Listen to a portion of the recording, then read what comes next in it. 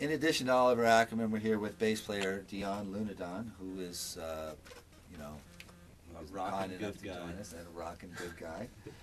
And we're just going to do a little rapid fire thing where I just throw out names of bands or people, whatever, and you tell me if you like them or don't like them, or I'm going to ask you like your favorite song by a particular band. Okay? So, all right. The Jesus and Mary Chain. Favorite song? Go on. Maybe Upside Down. Upside Down. Do you have a favorite song by the Jesus and Mary Chain? How about Sidewalking? Sidewalking. Both, you went obscure, both of them. You know? I didn't hear Just Like Honey or Head On. No, that's good, that's good. How about a Cure song? Favorite Cure song? Maybe The Upstairs Room. Interesting. I like Killing an Arab. That's my good one. Good one, good one. Also going way back. Now, do you like the band Love and Rockets?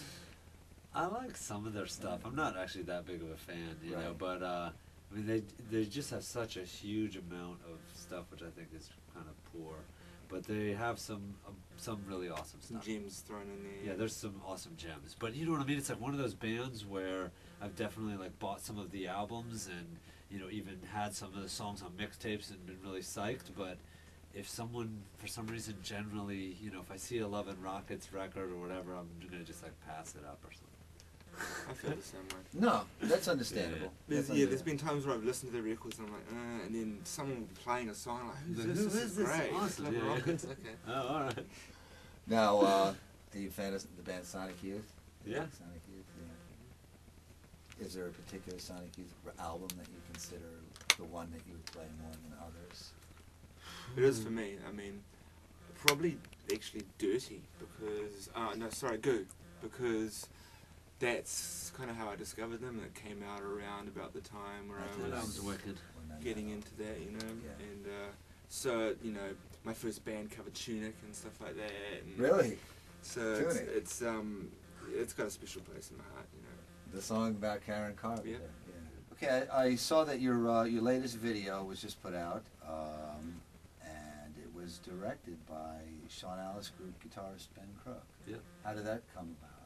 He is a good friend of ours, and you know, we toured with them and played with them, and he was just like, I think he's just kind of, you know, he did a video for Spiritualized, and he's done a couple other videos, and he just, you know, was like, hey, if you guys want to make a video of your live show in London. At Heaven, right? Yeah, At Heaven. Yeah. And so we're like, sounds rad. Yeah, you the know? video looks great. Yeah. It really looks good. I mean, the videos he's done look awesome, and he's, you know, he's done a couple of those live videos and whatnot today. And But that's where I first saw you. Then it was at with that the Sean show Alice Group. with the Sean Alice Group. Yeah, Awesome. you played at Music Hall of Williamsburg. Yep.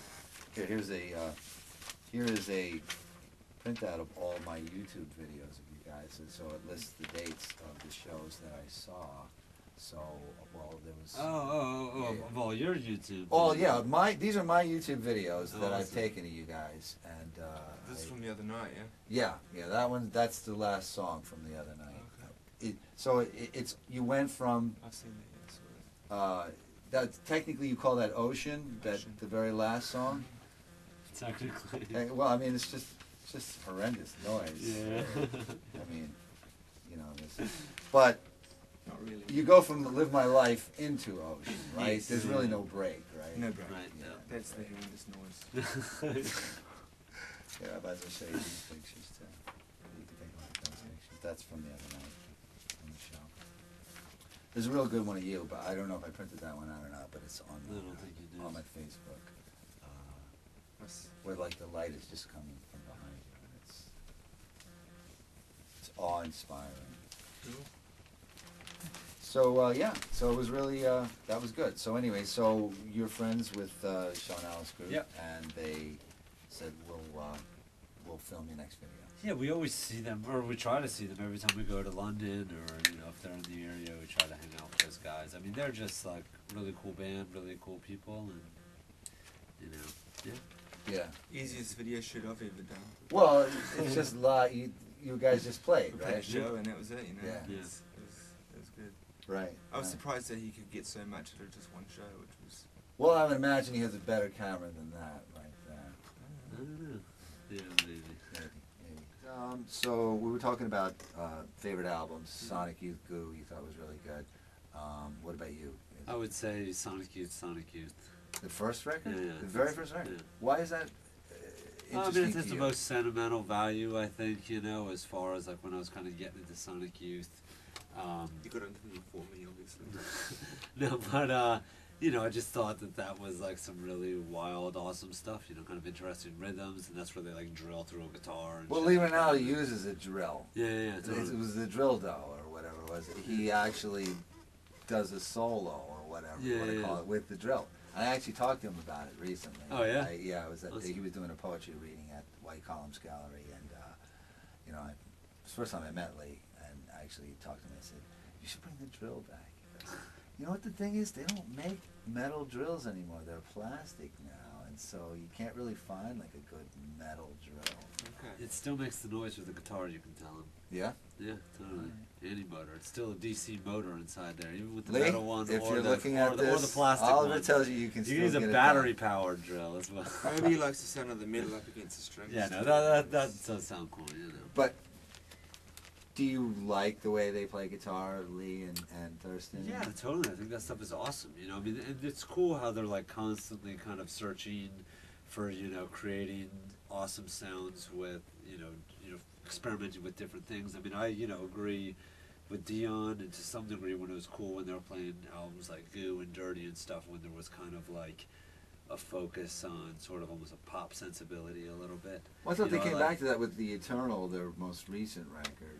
They did kind of, but then I feel like they've kind of like lost their edge to some degree, you know, to where it's like, you know, they're just like more safely experimenting rather than kind of like going all balls out. Like it was cool, they sort of started going kind of absolutely crazy and mental with experimenting and like, you know, going like really wild tunings and doing really weird, awesome things. And then they kind of, that sort of progressed into sort of taking awesome tunings and wild things into kind of pop songs. And then I feel like they're just kind of, you know, now Well, as a it's more band- rehashing some of the old stuff. It's I've probably read hard reviews to. that have said that. It's probably hard to do that kind of Well, stuff. here's the you thing. know, When they go their separate ways, I think they really go out there. Like Lee apparently totally. did a show where he suspended a guitar from the ceiling, and it was just feedbacking and making sounds, and people could go up and hit the strings and stuff. And that was a performance. You know? Yeah. So you want wacky and out there. Yeah. Doesn't get much more wacky and out there than that. Than a suspended guitar that's plugged in, and people can hit the strings, and you know. Sure, I'm I sure mean, it does. Do you like Glenn Branca and Reese Chatham? These guys who like. I like some of the stuff they've done. It sounds wicked, you know. It is awesome and really cool, you know, ideas and stuff like that. I mean, I guess it's kind of like, you know, I don't know. I guess there's two different aspects. For me, music, you know, it's like that's, you know, I want to be able to kind of like listen to it, you know, and it's like it's kind of almost like the sound, which is the most important. Have you ever listened to Metal Machine Music, Lou Reed's quintessential 1975 album Yeah. of apparently 2 amps Yeah, facing each I other, listened just before. back and forth? You've listened to it all the way through Yeah. and enjoyed it? That was alright. I actually have, but Yeah, I have too. the only time that it ever sounded good to me was when I had a speed hangover in the morning. It was actually soothing to me only in that like nerve damaged Okay. state. Yeah. I mean, I used to like music like that kind of stuff, you know, like some extreme noise to like cure a headache, you know, or to say. Well, how about like, when they call you noise rock? This is whatever. what Wikipedia says. Are a New York-based noise rock band, as if what you do I mean, is is that a just genre, a noise rock? heinous racket, and there is very little musical quality. Pretty accurate, you know. No, I mean, people are always going to label you. I wouldn't say that it's an inaccurate label. It's Maybe not spot on the money, but whatever. The band plays a heavy, atmospheric wall of sound, influenced blend of psychedelic rock, shoegaze, and space rock. I love space rock. Space rock! Yes! It came actually from Mars space. It should be called Mars rock.